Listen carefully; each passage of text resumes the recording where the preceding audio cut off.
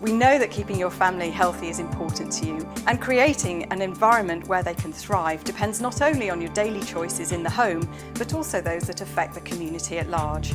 That's why Dettol has launched Mission for Health. I don't know about you, but the kitchen's the hub of my home, and that means that everybody comes in here and basically dumps all their belongings on my work surface, from bags of shopping to handbags, coats, school bags.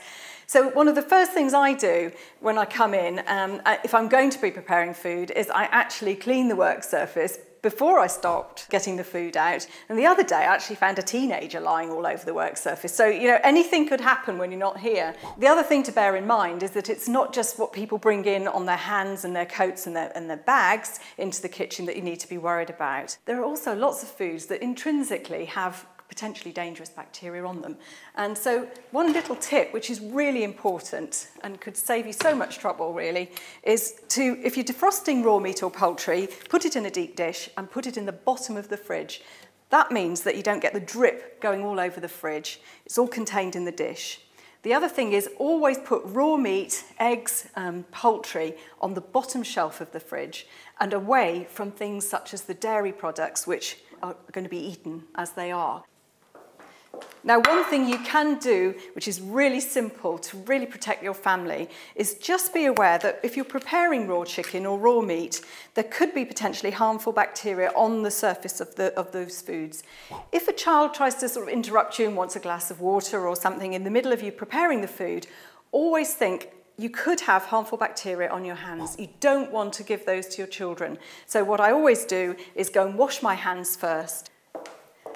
If you've got bacteria all over your hands, then you really do need to wash them.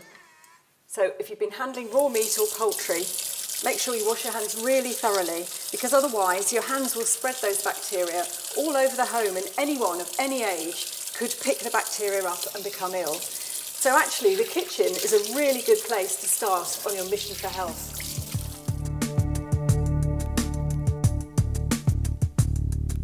The lounge is often the dustiest area of the home because you've got hard and soft furnishings, and if you've got a cat or a dog, then you've got extra dust. And so the main thing really in the lounge is just to keep it a nice, relaxing place to be, keep the dirt down, keep the dust down, particularly if you've got someone with an allergy in the home, and hoover up to make sure it's dust-free.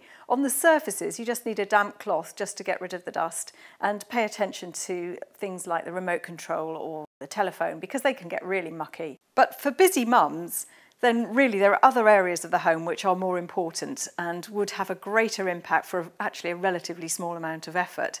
So I'd say concentrate more on areas such as the kitchen and the bathroom.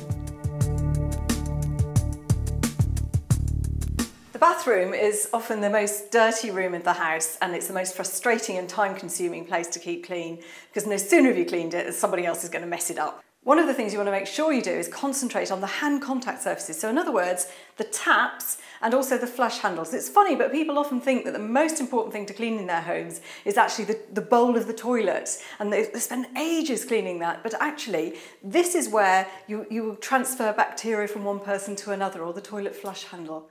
But the most important message that you can do to educate your child is to get them to wash their hands properly, and you need to help them to do that. For example, you need a little step so that they can get up to the basin, and they need to have easy access to the tap. When they're washing their hands, they need to do it for long enough and properly. So that's on the backs of the hands, in the cracks between the fingers, and sing happy birthday twice all the way through.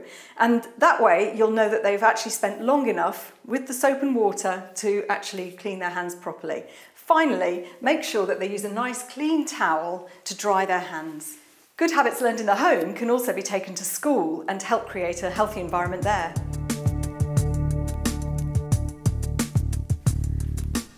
Every mum knows that it's an absolute nightmare to try and keep a child's bedroom tidy. But if you've got a new baby in the home, then it's really important to keep it hygienically clean.